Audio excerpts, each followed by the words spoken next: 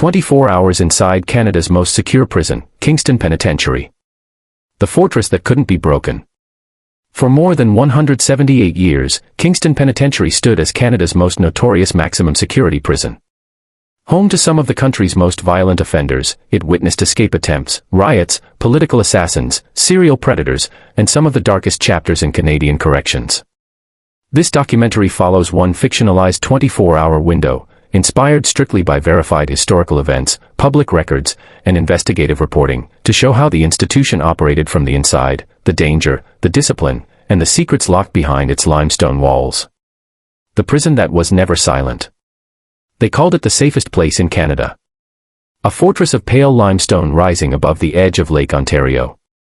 A place where no one was supposed to escape, no one was supposed to question authority, and no one, inside or outside, was supposed to forget the truth that echoed through every corridor. Once you passed through its gates, Kingston Penitentiary owned the next piece of your life.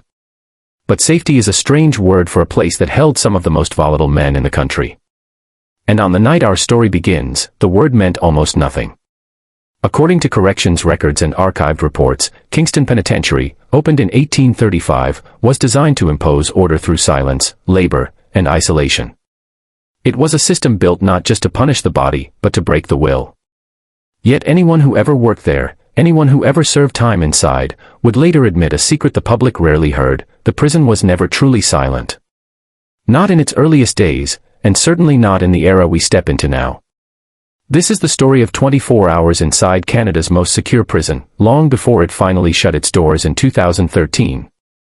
A day shaped by real historical tensions, overcrowding, aging infrastructure, and the pressure of housing men whose names once filled headlines for crimes the country struggled to understand. Some of the inmates mentioned here are composites or pseudonyms, marked clearly as such, built from patterns in documented cases. Others reflect publicly known categories of offenders historically held at the penitentiary. Every scene draws from verified accounts of prison life, according to news reports, institutional reviews, and testimonies from former staff and inmates. It begins at 4:37 a.m. A wind slams against the dome-shaped central hub, what officers called the dome. The temperature is just above freezing, and the lake air pushes a low whistle through gaps in the century-old stone. In a few hours the sun will rise, revealing the contradiction Kingston became infamous for: a building as beautiful as it was brutal. But for now, it is still mostly dark. The night shift has been quiet, at least on the surface. Officer records from the era note that this was the most deceptive kind of quiet. The kind that made you wonder what was brewing behind the reinforced cell doors. Maximum security penitentiaries don't sleep. They simmer. Inside D Block, one of the wings designated for higher-risk inmates, a man known publicly only by his initials, RM, a pseudonym used here, lies awake on his steel-framed bunk. His real case is drawn from multiple offenders matching this profile across public records: men convicted of violent armed robberies, multiple escapes from provincial jails, and repeated institutional misconduct. Corrections officials commonly placed individuals like him under heightened observation due to their history of manipulation and volatility. RM isn't the biggest threat on the range. Not even close. But he is one of the most unpredictable, and according to officers of the period, unpredictability was often more dangerous than brute strength. He has been awake for hours. Thinking. Listening. Some inmates wake early because they're anxious. Others because they're plotting. RM wakes early because Kingston has taught him that the day always starts before you expect it to. Across the range, a different man, Marcus Hale, a clearly marked composite character built from several historically documented patterns of inmates serving long-term sentences for second-degree murder, sits on the edge of his bunk, elbows on his knees. He stares at the faint shimmer of moonlight slipping through the tiny cell window high above his head, far out of reach. Marcus hasn't slept. He hardly ever does. He has been at Kingston long enough to absorb its rhythms, its moods, its unwritten laws. And if you ask him, he would say that the silent hour before dawn is when the prison shows its real face. It is also the hour when the day's first danger usually appears. At 5:03 a.m., an officer named Dawson, a pseudonym drawn from composite accounts by former guards, turns the key on the main corridor gate. The metal clangs through the range, sharp and unmistakable. Even the men pretending to sleep hear it.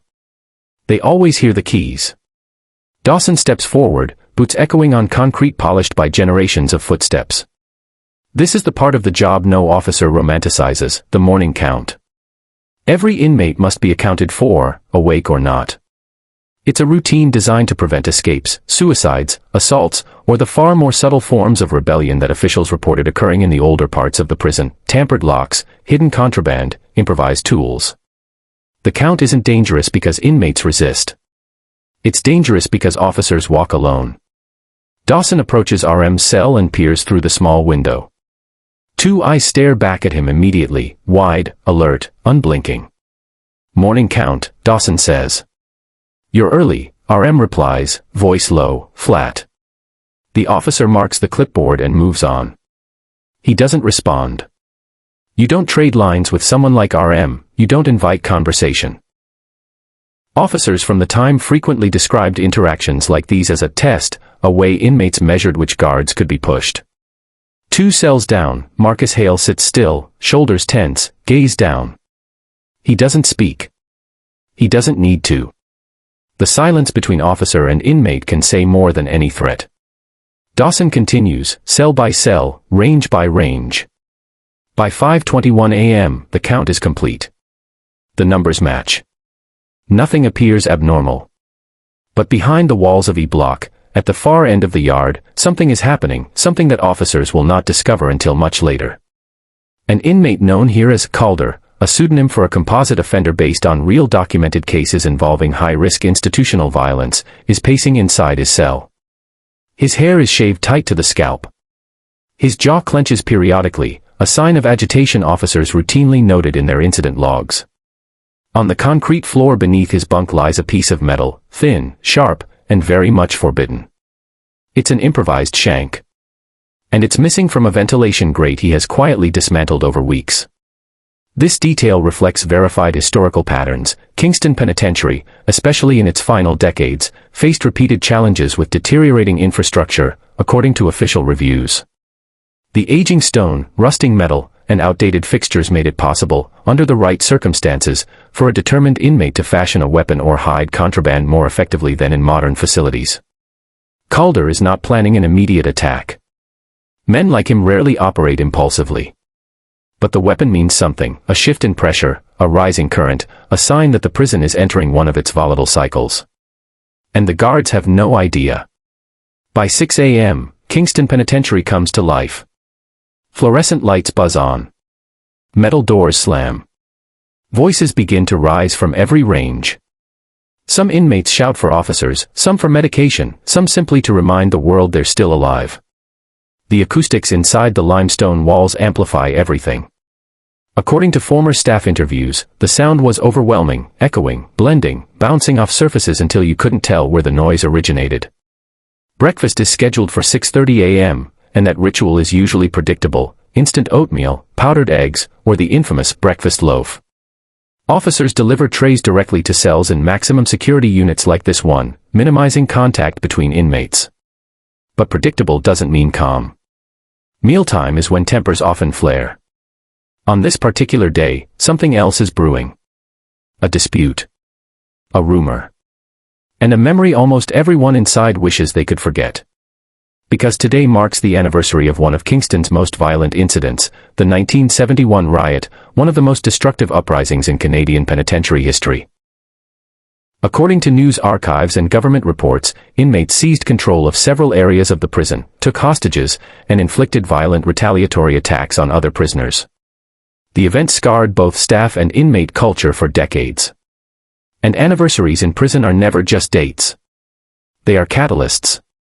By 6:42 a.m., Dawson returns to D Block with the breakfast cart. Another officer joins him, as procedures require. They begin sliding trays through the lower slots of each cell door. The inmates file forward, one by one, collecting their portions with varying degrees of enthusiasm. RM is near the end of the range, and when his tray arrives, he lifts it slowly, eyeing the contents with a twisted smile. "Gourmet, as always," he mutters. Marcus Hale, next door, accepts his tray silently. He sets it on his desk and begins eating with mechanical movements. He eats because routine is the only control he has left. In long-term maximum security environments, psychologists have noted that ritual can be a coping strategy, a way of maintaining identity in conditions of deprivation. At the far end of the block, however, a voice suddenly erupts. "Hey! This is cold. You think we're animals?" The inmate shouting, according to composite profiles, is the type of man always perched on the edge of confrontation. Officers recognize the tone. They hear it often enough to know the difference between frustration and escalation. This, unfortunately, is escalation. Before Dawson can respond, another voice joins in. Then another.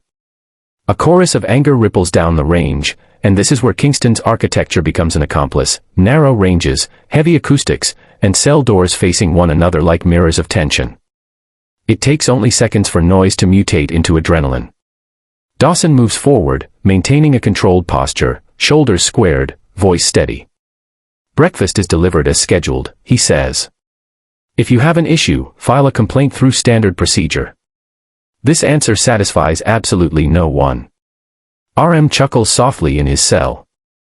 "You're gonna lose them," he whispers to no one in particular. And he's not wrong. Prison officers have long described these moments as flashpoints. One complaint spirals into collective agitation. In a place where autonomy is almost non-existent, even a cold breakfast can ignite a rebellion, small or large, if pressure has been building long enough. Today, that pressure is unmistakable. By 7:10 a.m., the shouting disperses only because of a shift change. Fresh officers arrive. Doors remain locked. Calm appears to return. But in prison, calm is often the most dangerous phase. It creates openings. It hides intentions. It gives men like Calder time to plan. And he's already planning something. At 8 a.m., inmates on structured privileges are released for their first controlled movement of the day. This includes limited access to showers, call rooms, or supervised yard time, depending on security classification. Marcus Hale is among the first escorted out. As he steps into the narrow hallway, the sudden openness gives him a jolt of vertigo. It's only a few feet wider than his cell, but after hours of confinement, it feels like a field. He walks with his hands visible, following every instruction precisely. Officers later reported that compliant inmates were sometimes the easiest to manage but also the most psychologically burdened. Compliance became ritual, not choice. RM, on the other hand, isn't scheduled for movement yet. He watches through the observation window as Marcus passes. Their eyes don't meet, but they feel each other's presence. "Going to the showers, preacher?" RM calls out, using a nickname that was common in prisons for quiet, reflective inmates. Marcus stiffens but doesn't reply. He has learned a lesson echoed through countless inmate accounts: attention is a currency, and sometimes the safest thing you can do is spend nothing. The shower area is a cage-like room with concrete stalls and no privacy. Officers monitor constantly, knowing this is one of the most common locations for attacks or intimidation. According to institutional audits, even maximum security facilities historically struggled with blind spots. Marcus steps inside. Steam rises. Water slams against concrete. The environment is loud, chaotic, and sensory overwhelming. And that is exactly why Calder has chosen this moment. He appears at the entrance moments later, escorted by another officer during his scheduled movement. His expression is neutral, too neutral. Officers familiar with inmates prone to violence often describe this expression as the mask. Calder steps into the showers. Marcus sees him. Their past interactions, tense but nonviolent, flash through Marcus's mind. He turns away, focusing on the water. But he can feel the danger behind him. Every instinct sharpened by years inside tells him something is wrong. What Marcus doesn't know, what no officer yet realizes, is that Calder has the improvised weapon hidden inside a makeshift pouch tucked into his waistband. It's small enough to evade a casual pat-down, especially during high-volume movement periods.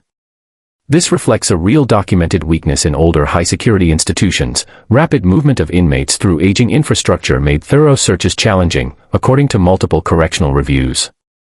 And now, Calder is within striking distance. But he doesn't act. Not yet. He's studying Marcus. Measuring. Calculating. Because in Kingston Penitentiary, violence is rarely random. It's transactional. At 9:26 a.m., the tension that has been threading through every corridor finally finds a voice. A coded message. Pass through whispers, folded paper, taps on pipes. The exact method remains unconfirmed, but officers and inmates from the era widely reported that Kingston maintained one of the most complex underground communication networks in Canadian prison history. The message is simple. Tonight. No context. No target. No signature. Just a single word echoing through the prison like an omen. RM receives it while sitting on the edge of his bunk. He smirks slightly. Marcus hears about it from another inmate during brief yard time. He feels his stomach drop. Calder receives it and smiles for the first time all morning. But officers don't detect the message. Not yet. Because Kingston Penitentiary, despite all its stone, steel, and surveillance, always had cracks where secrets could slip through. At 10:40 a.m., a disturbance breaks out in the yard.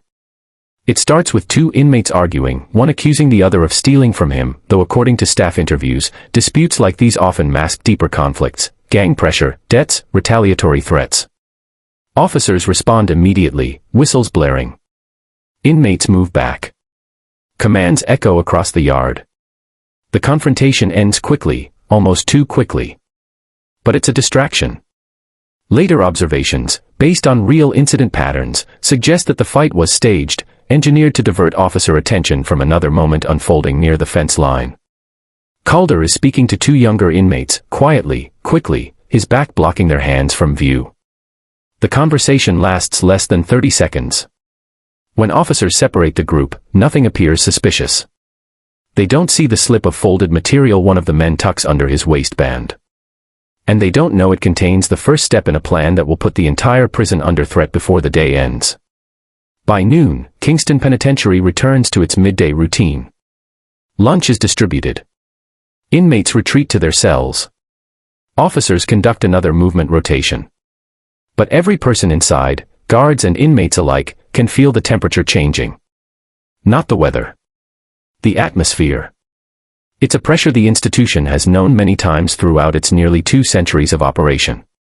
Before the 1971 riot. Before the escape attempts documented through the 20th century. Before confrontations that forced national reviews of Canada's correctional standards. The signs are always similar. Quiet whisper networks, unexplained tension, sudden cooperation between inmates who normally keep their distance. And today, all of those signs are present. In his cell, Marcus sits with his hands clasped tightly. He is not a man ruled by fear, but something in his gut feels wrong.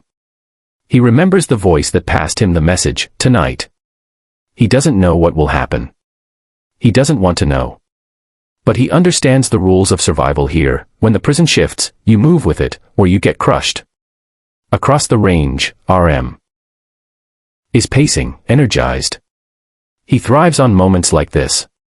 Moments when the line between order and chaos blurs. Calder, in his cell, sharpens the metal shard against the concrete. Short strokes. Precise angles. No expression. The sound is faint, barely audible. But even faint sounds carry meaning in a place like Kingston. And the meaning is simple. Something is coming. And the next 12 hours will decide whether Kingston Penitentiary holds together. Or erupts. Pressure points. The noon bell never rang in Kingston Penitentiary, not officially. There was no grand signal marking the shift from morning to afternoon. But everyone inside, inmate and officer alike, felt the subtle turn in the day as the sun climbed high enough to pour through the razor-wire shadows and illuminate the limestone walls with a cold, indifferent clarity. It was 12:14 p.m. when the balance of the institution shifted again. Lunch trays had been collected. Doors were locked. The range was held in an enforced quiet that never quite landed. A few murmurs drifted from cell to cell. A cough. A foot tapping lightly against concrete. The occasional rattling of handcuffs on an officer's belt as patrols moved through the corridor. But beneath the surface, the pressure continued to build. In D block, Marcus Hale sat on the edge of his bunk again, hands clasped, staring at the ground as if searching for answers written in the microfractures of the concrete. He had lived through moments like this before, moments when the air itself felt electrified, when every instinct sharpened to a needle point. He could feel something moving through the prison. A rumor. A plan. A momentum. He didn't know its target. But he knew its consequences. Across the range, RM stood at his cell door, peering through the narrow slot. His demeanor had shifted from restless to energized. Adrenalized. The type of energy officers reported as precursor behavior in their logs, a sign the inmate was anticipating or preparing for something significant. The message, tonight, still echoed in his mind. And he liked the shape of that word. Meanwhile, in E-Block, Calder had finished sharpening the metal sliver. The piece was no longer crude. It had become something else, something precise and lethal in the way only improvised prison weapons can be. Officers across Canada often noted in reports that a determined inmate could turn almost anything into a blade, a screw, a piece of a bed frame, a sliver of metal from an air vent. Calder had done exactly that. He held the shard now, turning it in his fingers, feeling the weight of intention settle onto him. He wasn't planning an escape. Not today. The walls of Kingston Penitentiary made escape nearly impossible. But violence was a different matter. Violence could happen anywhere, through any crack, in any shadow. And Calder had already chosen his moment. He had not yet chosen his target. The afternoon officer rotation began at 12:45 p.m., though the prison clock, bolted behind reinforced glass, was always a few minutes off. A product of age. A symbol of a facility that had outlived its design. Officer Dawson, exhausted from the morning's tension, was finally relieved by Officer Hartwell, a composed figure with the steady temperament often described by former inmates as unshakable. He walked with deliberate confidence, not arrogance, and that mattered in a place where every movement was analyzed by dozens of eyes. As Hartwell conducted the afternoon count, he paused at RM's cell. "You're pacing, Raymond," he said, using the pseudonymized legal name. RM's smile curled tightly. "Exercise." Hartwell made a note on his sheet, not a formal write-up but a mental marker. Officers relied on these. The written record told administrators the technical truth. But the mental record told the real truth. Who was simmering? Who was silent? Who was waiting for something to break? "You need medical?" Hartwell asked, tone flat. RM leaned in closer to the slot. "You'll know if I do." Hartwell didn't blink. He simply moved on. At Marcus Hale's cell, he found the inmate sitting exactly where he had been that morning, hands folded, gaze low. "You all right?" Hartwell asked. "Yes, sir," Marcus replied quietly. "Any issues we need to know about?" "Not from me." "From anyone else?" Marcus hesitated. And this hesitation said more than any confession. Hartwell studied the men for a moment longer, then nodded. "If something's coming, you don't want to be standing in the middle of it." Marcus looked up. Their eyes met. And in that moment, two men who lived opposite sides of the bars shared the same understanding. No further words passed between them. Hartwell continued his count. Marcus slowly exhaled. At 1:04 p.m., the prison corridor buzzed with restrained movement. Afternoon programming, limited in maximum security units, but still present, began. Some inmates attended literacy classes. Some met with psychologists for mandated evaluations. Some took part in small, monitored recreational periods. And some, like Calder, were escorted to the institutional workshop, a room where inmates produced furniture and metal goods under strict supervision. According to correctional reports, Kingston's workshops were highly controlled environments but still presented opportunities for misuse. Tools could be hidden, materials repurposed, routines exploited. Calder walked into the workshop with a blank expression. The supervising officer, a broad-shouldered man nicknamed Briggs by inmates, kept a tight watch on him. Briggs knew Calder's file. Knew his disciplinary history. Knew the incident reports that trailed behind him like a shadow. Calder picked up a sanding block and began smoothing the edge of a wooden panel. His movements were calm, practiced. He looked like any other inmate fulfilling a mandatory work shift. But he wasn't sanding the panel. Not fully. He was waiting. Waiting for a moment when Briggs turned his attention to another inmate. waiting for an opportunity to shift his posture, to conceal his left hand, to slip the hardened shard slightly deeper into the waistband so it wouldn't flash. 2 minutes passed. 3. 5. Briggs turned toward the tool locker to assist another inmate re-racking equipment. And Calder's eyes sharpened. This moment was not for violence. Not yet. This moment was a test. A measure of how closely officers were watching him. The balance between caution and opportunity. He shifted his belt subtly. No reaction from Briggs. Good. He tested another movement, adjusting his shirt, letting his elbow drift just slightly, enough to feel space. Still nothing. Knowledge is power in prisons. And Calder now had new knowledge. He understood the timing of the workshop. He understood the blind spots. He understood when Officer Briggs could be distracted. The decision he made next would shape the night. Meanwhile, back in D Block, Marcus Hale was led to the interview room for a scheduled psychological assessment, one of the few standardized practices preserved even in aging institutions. The small concrete room contained a metal table, 2 bolted chairs, and a faded poster about conflict resolution that no one in the building believed in. The psychologist, name withheld, composite profile, sat with a clipboard. "You look tired, Marcus." "I didn't sleep much." "That's been consistent for you." "Yes, sir." The psychologist studied him carefully. "You've been in maximum security for nearly a decade. Your behavior here is stable. But your stress levels today are elevated." Marcus said nothing. "You can speak freely in this room," the psychologist continued.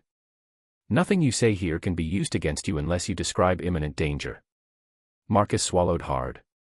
His throat tightened. He could feel the weight of the unspoken threat pressing into his chest. Finally, he said, "The range is tense." "Tense how?" "People are waiting for something." "What kind of something?" Marcus closed his eyes briefly. A beat of silence passed. "I don't know," he said. "But they know." "Some of them." "Any specific inmate?" Marcus shook his head. He wasn't protecting anyone. He simply did not know the full plan. He only knew the pattern. "You've survived a long time in here," the psychologist said gently. "If you sense danger, you need to take protective steps. I can request temporary segregation if you feel unsafe." Segregation, the whole. 23 hours a day alone. Isolation. A coffin with a toilet. He had been in segregation before, after a fight he didn't start but couldn't avoid. The memory still crawled under his skin. "No," Marcus said quickly. "I'm fine." "You're not," the psychologist replied softly. "But I'll note that you declined." Marcus stood when instructed. Officers escorted him back to D Block. Inside his cell again, he sat heavily on his bunk and held his head in his hands. Tonight. The message whispered in the morning returned with new clarity. He had no idea what tonight meant. But he knew it was bad. And he knew it was getting closer. RM, meanwhile, had begun turning his restlessness into action. He sat at his bolted-down desk, writing on a strip of torn sheet, something inmates used when paper was unavailable. The writing was not a letter. Not a complaint. It was a list. A tally. A map of influence. In every maximum security prison, informal hierarchies emerge. Kingston was no exception. Some inmates traded protection. Some traded information. Some traded fear. And RM had always traded chaos. His list contained names, pseudonymized here, of inmates spread across 3 ranges. Some marked with a single line. Some with 2. Some with circles. These marks represented debts, alliances, past grievances, potential leverage points. He wasn't planning a riot. Not directly. But he was planning for something that could become one. If the prison shook tonight, RM intended to profit from the tremor. A guard walking by might have thought he was doodling. But any inmate who knew RM would recognize the signs. He was preparing. At 2:33 p.m., the tension in Kingston reached a new threshold. A coded tap, 3 beats, pause, 2 beats, echoed through the pipes into multiple cells along D Block and E Block. According to historical interviews, inmates often used plumbing lines to communicate across units, especially in older facilities where pipes connected through shared infrastructure. Marcus heard the taps. So did RM. So did Calder. The message was short but clear. Move soon. Not tonight.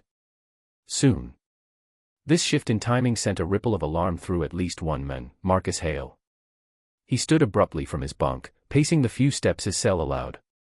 His heartbeat thudded against his ribs. His mouth went dry. He didn't know if he should inform an officer. He didn't know if he could. Snitching, even to save your own life, carried a price in here. And yet silence carried its own danger. At the same moment, in E Block, Calder's pulse quickened. He wasn't working alone, he was receiving messages. That meant a network existed. A collective plan. And like most violent undertakings in prison, it likely had nothing to do with officers. It had to do with another inmate. Someone marked for retaliation. Or elimination. The weapon he'd made wasn't for expression. It was for execution. But whose? At 3:10 p.m., an alarm broke the afternoon. Not a full riot alarm, just a code blue, indicating a medical emergency. Officers moved quickly down the hall toward a block, keys jangling, radios crackling. A man had collapsed near the common area. Likely a seizure, according to initial reports. Or dehydration. Or withdrawal. Medical incidents were common. But their timing today mattered. With half the officers focused on the emergency, surveillance on the other blocks briefly thinned. Not dangerously so, but enough that experienced inmates would notice. And the inmates noticed everything. Through the small window of his cell, RM watched the officers sprint past. He turned back toward his bunk, exhaled slowly, and whispered to himself. It begins. Across the prison, Calder felt the shifting energy like a physical vibration. He stood in his cell. Stretched his shoulders. Started rehearsing in his head the quickest way to close distance. The quickest way to strike. The quickest way to survive the aftermath. Marcus, however, felt the opposite sensation. His stomach dropped. His breathing quickened. He pressed his palms to the cold wall and tried to steady himself. Something about this timing felt wrong. The atmosphere wasn't erupting. It was tightening. Compressing. This wasn't going to be a riot. It was going to be something far quieter, and far more lethal. By 4 p.m., dinner preparations began. In maximum security units, this meant trays were assembled in the kitchen and distributed under officer escort. Dinner came early because the rest of the evening, in theory, belonged to scheduled activities and then locked down. In practice, the evening was when tempers and boredom collided. At 4:19 p.m., Officer Hartwell returned to D Block to distribute trays. His posture remained calm. His tone remained neutral. When he reached Marcus's cell, he paused. "You look worse than you did at noon." "I'm all right," Marcus said. Hartwell tilted his head. Lies don't help either of us. A long silence hung between them. Finally, Marcus whispered, "Something might happen." Hartwell's eyes sharpened slightly. "When?" Marcus swallowed. "Soon." "Who's involved?" "I don't know." Hartwell studied him carefully. Marcus looked away, ashamed or afraid, Hartwell couldn't tell. "You're not required to inform on anyone," Hartwell said quietly. "But if your safety is at risk, we can move you." Marcus repeated, "I'm all right." But he wasn't. Hartwell continued down the range. When he reached RM's cell, the inmate smiled maliciously. "Dinner already? Must be a special day."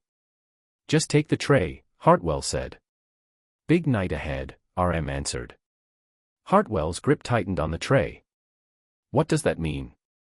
"Means I like the menu," RM replied, tapping his temple. "That's all." Hartwell moved away, unsettled. Finally, at the end of the block, he delivered a tray to an empty cell, standard procedure because one inmate was still in medical holding from earlier. He marked the absence on his sheet, locked the slot, and walked away. He didn't notice the shadow at the far end of the hallway, another officer briefly motioning for backup to assist with a separate dispute elsewhere. And because of that distraction, no one noticed the quiet exchange occurring in a cell 2 doors away. A folded strip of sheet passed under the door into the next cell. A message. One word. Now. At 5:02 p.m., the first real break in the day occurred. A loud crash echoed from E block, metal against stone. Officers rushed toward it, radios hissing, boots thundering. For a moment, Kingston felt like it always did during emergencies, chaotic, loud, reactive. But the crash was not part of the plan. Calder looked at the door of his cell, irritated. Another inmate had picked the wrong moment to lose control, breaking a chair, shouting at officers, fighting restraints. It wasn't part of the whispered message, wasn't part of the timing, wasn't part of the code. But sometimes chaos in prison works like weather. It arrives whether or not anyone wants it. Officers subdued the men quickly. But his outburst had unintended consequences. It forced a temporary lockdown across multiple blocks. Including D block. Including E block. Including the very ranges where plans had quietly been set in motion. This shift in timing was dangerous. Very dangerous. Because improvised plans rely on precision. And now, the schedule was broken. In D block, as doors locked and alarms ceased, tension swelled again. The narrow hallways fell silent except for the hum of fluorescent lights. Marcus sat against the wall, breathing slowly. RM. Stood at his door, fingers tapping lightly against the metal, an arrhythmic beat that meant only one thing. He was recalculating. Locked down earlier than expected. Fewer opportunities for controlled movement. More officer presence in the corridor. But also more inmates confined. More pressure rising. More unpredictability. RM smiled to himself. Sometimes broken plans were better than perfect ones. In E block, Calder's eyes narrowed. He did not like the disruption. He did not like losing control of the timeline. He did not like the message, now, being delivered when the entire prison was under restricted movement. But he understood the implication. Whoever orchestrated this plan, not him, not RM, but someone else, believed the new conditions were workable. Maybe even better. Calder slid the sharpened metal shard into his palm. And waited for the crack in the routine he knew would come. Because lockdowns never lasted as long as inmates feared, or hoped. By 6:06 p.m., the lockdown ended. Movement resumed. Officers spread out once again. Normalcy, or a thin imitation of it, returned to the ranges. But beneath the surface, the night had already begun. Marcus heard the pipes tap again. The message came through faint, indistinct, perhaps rushed. Before lights out. His blood ran cold. Lights out was at 10 p.m. That meant hours of danger ahead. Hours where the threat could emerge at any moment. He pressed his hands together tightly, fighting the urge to panic. Across the range, RM felt electric. Tonight wasn't just about violence. It was about shifting control. And he intended to position himself exactly where he'd benefit most, between chaos and opportunity. In E block, Calder finally moved. At 6:22 p.m., during evening medication distribution, he stepped close enough to the door slot to speak to the inmate 2 cells down, a man involved in the earlier coded taps. Who? Calder whispered. The answer came back in a voice like a hiss. Tracking unconfirmed. Wait for the signal. Calder's jaw tightened. He didn't like unknowns. But he knew one thing with absolute certainty. Tonight, someone in Kingston Penitentiary was marked to die. And he was holding the weapon that would make it happen. Back in D block, the evening dragged toward its dangerous peak. Marcus sat rigidly, watching every flicker of movement outside his cell. Every shadow. Every officer's step. By contrast, RM embraced the waiting. He wrote on the wall with a tiny piece of graphite he'd smuggled from a workshop weeks earlier. Not words, symbols. Not messages, coordinates. His mind worked in webs. Strategy. Leverage. At 7:03 p.m., the first scream of the night erupted. Not a violent scream. Not a warning scream. A scream of terror. From a block, far enough that only the echo reached D block, but close enough that everyone felt it. Something had happened. Something serious. Officers ran. Radios blared. And inside D block, the inmates exchanged glances through the narrow windows in their doors. Marcus covered his mouth with his hand. RM grinned. Calder, in E block, heard the muffled echo and straightened his back. This wasn't the event. But it was the sign. The catalyst. The prison was no longer simmering. It was boiling. At 7:40 p.m., the event finally reached D block. An officer opened the door to the unit and shouted, "All inmates prepare for controlled movement to evening rec." This announcement was strange. Unexpected. Too soon after a medical emergency. Too soon after the scream. But prisons, according to former officers, sometimes used routine as a tool to regain control, forcing normalcy to prevent escalating fear. Tonight, normalcy would do the opposite. Doors opened. Inmates stepped into the corridor. Officers formed lines. Marcus emerged cautiously, heart pounding. RM stepped out with swagger. And in E block, moments later, Calder stepped into the hallway with the weapon still hidden and untouched by searches. Because officers focused on the scream, on the earlier fight, on the medical emergency. Not on him. Not tonight. Calder's eyes locked forward. He knew his target now. He knew exactly who he was meant to kill. And as the controlled movement began, that target walked unknowingly into the same corridor. The corridor of silence. The corridor between D block and the central dome was never meant to hold this much tension. It was a place of transition, bare concrete walls, iron bar gates, and overhead lamps that flickered with the rhythm of an old electrical system. Officers walked it 100 times a day. Inmates passed through under escort, hands behind their backs, eyes forward. But tonight, as the controlled movement began, the corridor felt like the throat of the prison, tight, constricted, and vibrating with something dangerous moving inside it. At 7:43 p.m., the first group of inmates stepped into line. Marcus Hale kept his gaze low, his steps measured. He felt the danger tightening around him like a cord. Every instinct told him to turn back. Every muscle screamed that something terrible was about to happen. But refusing to move would draw attention, draw suspicion. And suspicion in Kingston Penitentiary could be as deadly as a blade. Behind him, RM stepped out of his cell with the confidence of a man who knew exactly where the night was heading. His shoulders rolled easily. His eyes scanned every corner, cataloging possibilities. In RM's mind, chaos was currency, and tonight, he intended to invest. Officers shouted commands. Line up. Hands behind your backs. Eyes forward. Move when instructed, not before. Standard procedure. Standard tone. But the rhythm of the officers' voices was subtly off, too fast, too tense. They felt the shift too, even if they didn't understand it yet. Far across the prison, in E block, Calder stepped into the line forming outside his cell.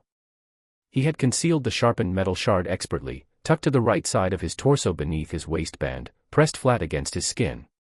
A weapon like that didn't need length. It needed proximity. And tonight, he was going to get it.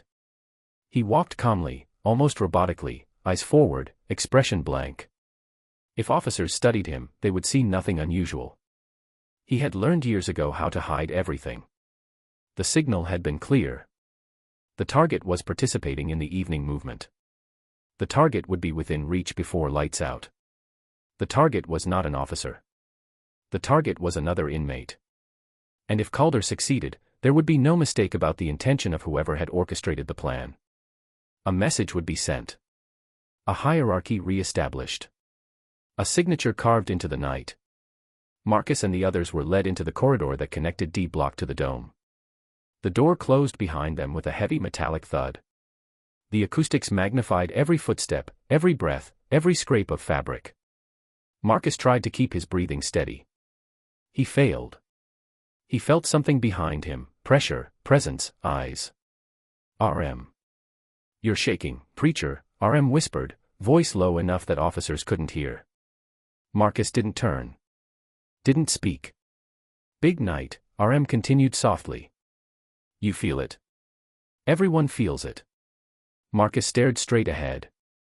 RM leaned forward slightly, the smile audible in his voice. Something's coming through this hallway. You can smell it. Marcus finally spoke, his voice barely audible. Don't talk to me tonight. RM's laugh was quiet but sharp. Tonight's talking to you whether you want it or not.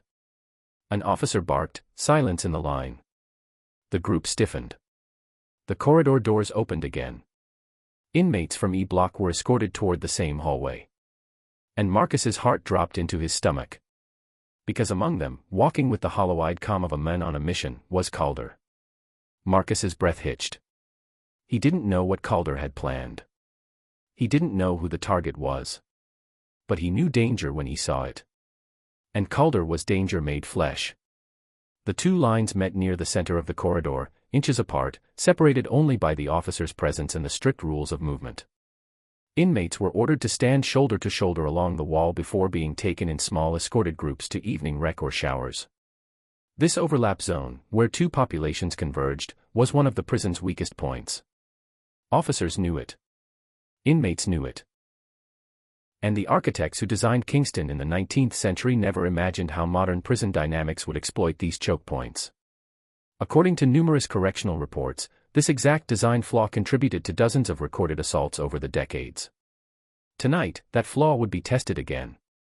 Officer Hartwell stepped into the corridor, clipboard in hand, checking names against the roster. Marcus saw him and felt a small, fleeting sense of relief. Hartwell was steady. Unshakable. Professional. If anyone could sense when the air was wrong, it was him. But even Hartwell couldn't see everything. Calder's eyes were fixed forward.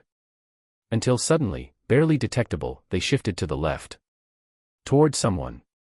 Toward a specific inmate. Marcus followed his gaze, just enough to see, not enough to draw attention. The target was a man named Ridley, a pseudonym representing a composite offender with a history of manipulating power dynamics among inmates. Ridley had been involved in debts, trades, coercion, publicly documented patterns common in overcrowded, aging maximum security prisons like Kingston. Ridley was talking quietly to another inmate. Unaware. Unprotected. And Calder watched him with the cold, assessing stare of a predator studying a moment of weakness. Marcus's lungs tightened. If Ridley died tonight, the entire hierarchy of the block would shift instantly. Violence wouldn't end with the killing. It would ripple outward like cracks in ice. RM noticed the stare too. Well, he murmured. Looks like someone's about to get written off the ledger. Marcus shot a quick glance at RM, fear in his eyes for the first time. RM's grin widened. He fed off fear the way fire feeds on oxygen. The line moved forward. Slow. Tense. Silent, except for the echo of boots and the occasional command from officers. Groups were taken first toward the showers, then toward evening rec. A handful of men at a time. Everyone else waited along the wall. Marcus ended up 7 men away from Ridley. RM was 3 men behind Marcus. Calder was near the end of the E Block group, far enough to avoid suspicion, close enough to strike when the moment came. Ridley laughed about something, too loudly given the atmosphere. He didn't notice Calder watching him. Few people ever noticed the man who kept to himself. Officer Hartwell walked the length of the corridor, monitoring posture and distance. When he reached Marcus, something in Marcus's tense shoulders caught his eye. You good? Hartwell asked quietly. Marcus didn't turn his head. Sir, something's wrong. Hartwell's focus sharpened. What is it? I can't say. Won't or can't? Hartwell pressed. Marcus swallowed. If I talk, it gets worse. Hartwell didn't like that answer. Not at all. He scanned the line. Inmates stood stiffly. The corridor lights flickered. Something felt off. Then he saw something he didn't expect. Calder's jaw clenching, ever so slightly. A tiny, almost invisible gesture. But one Hartwell recognized. Tension. Anticipation. Intent. Hartwell opened his mouth to speak. But events were already in motion. It began with a distraction. A clang at the back of the corridor, metal hitting stone. An inmate accidentally dropped his meal tray. Officers turned toward the sound. Just for a second. Just long enough.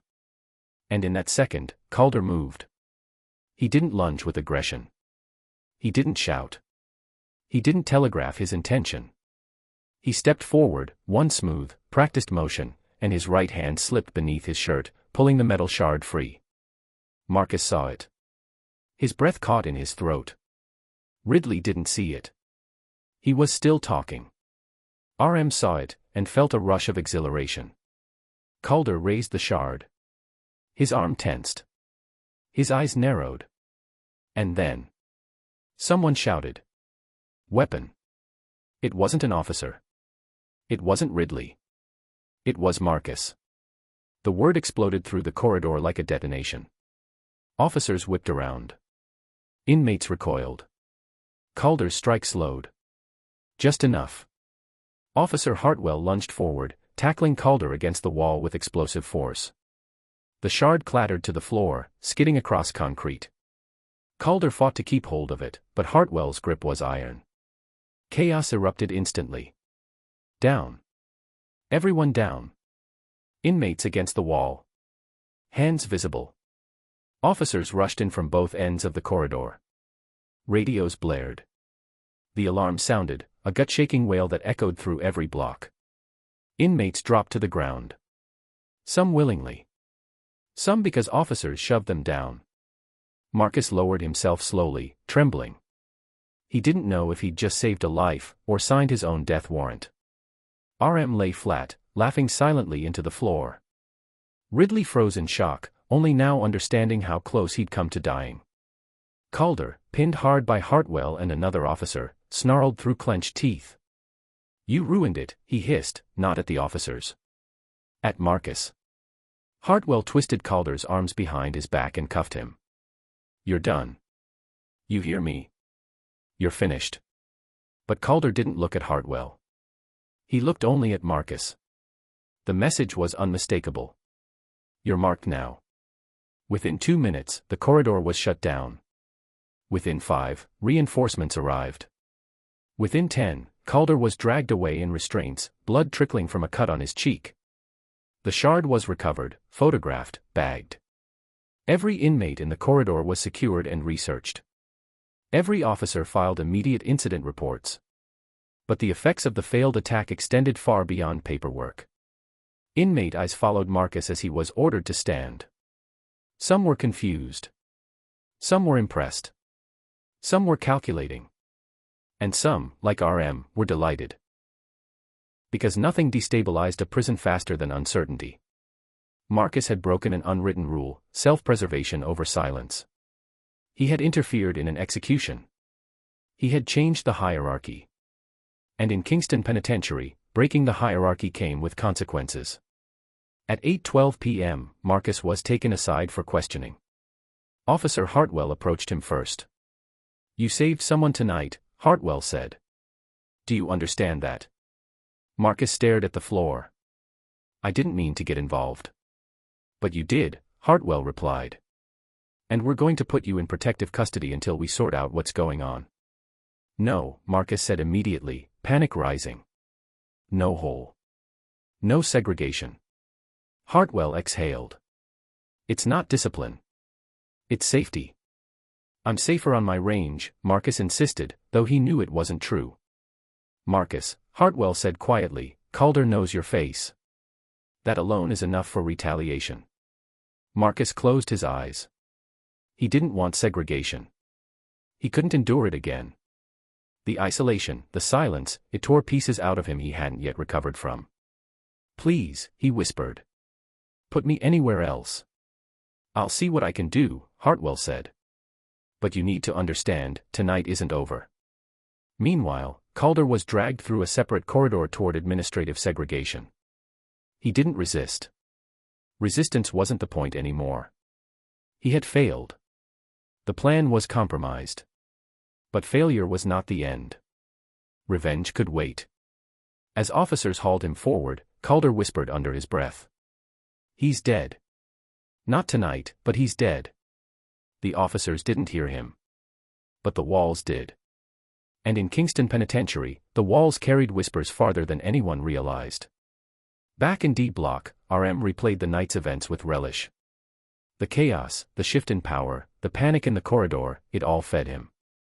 He lay on his bunk, hands behind his head, smiling into the darkness. Tonight, he murmured, was only the prologue. Marcus, returned to a temporary holding cell, sat alone.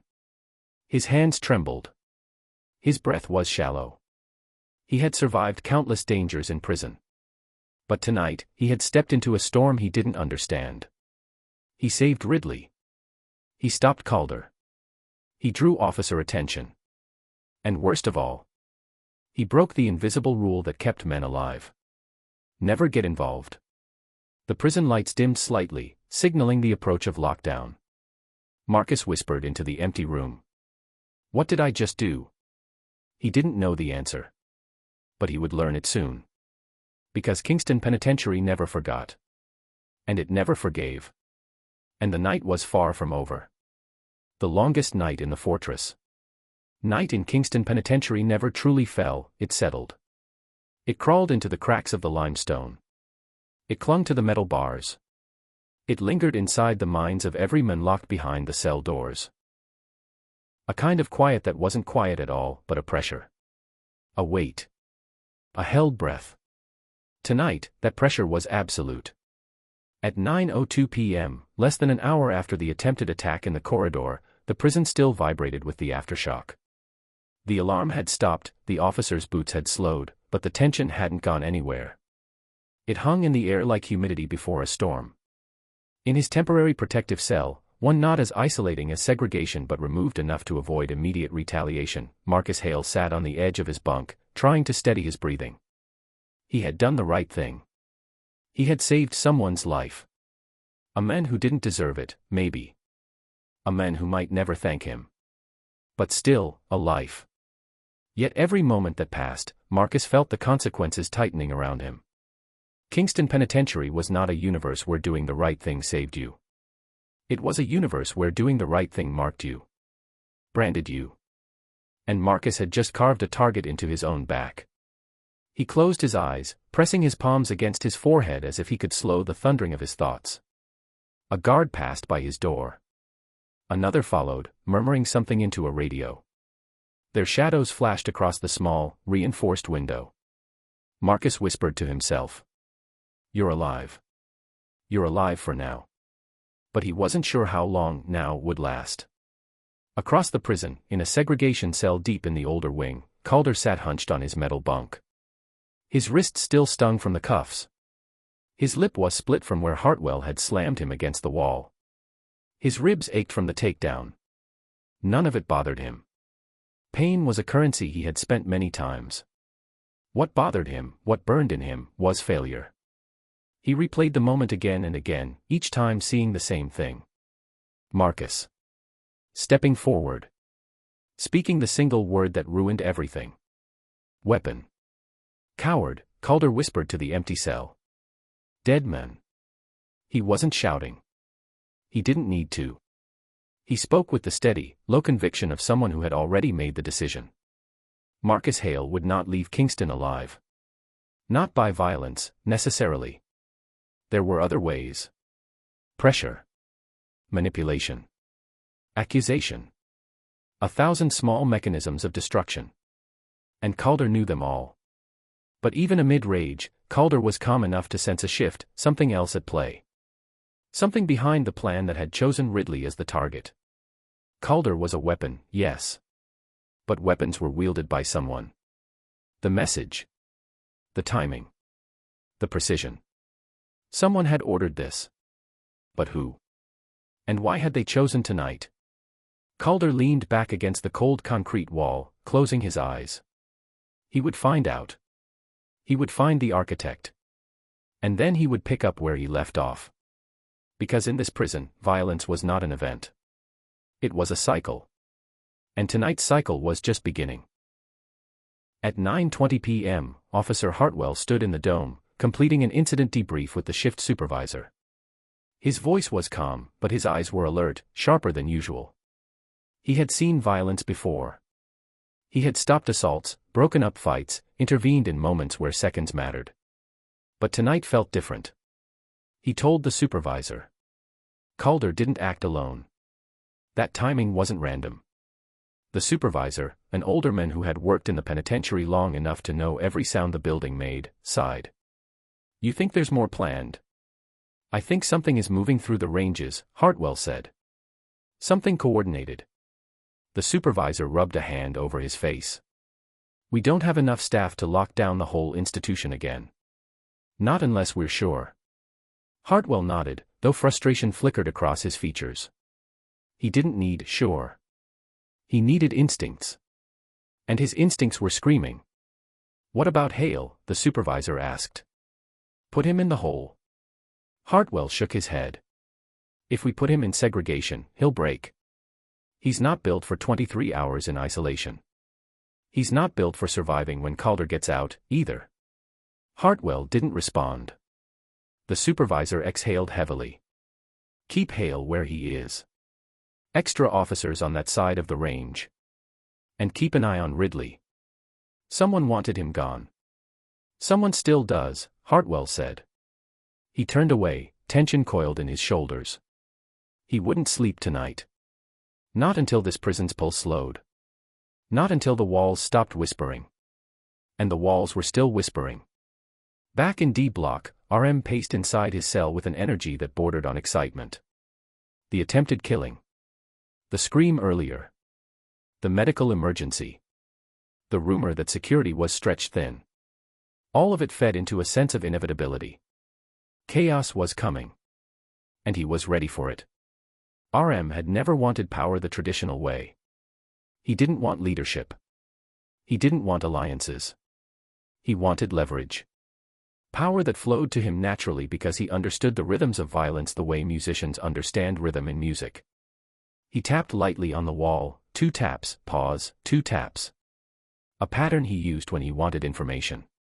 Moments later, the same pattern echoed faintly back from another cell. Then another.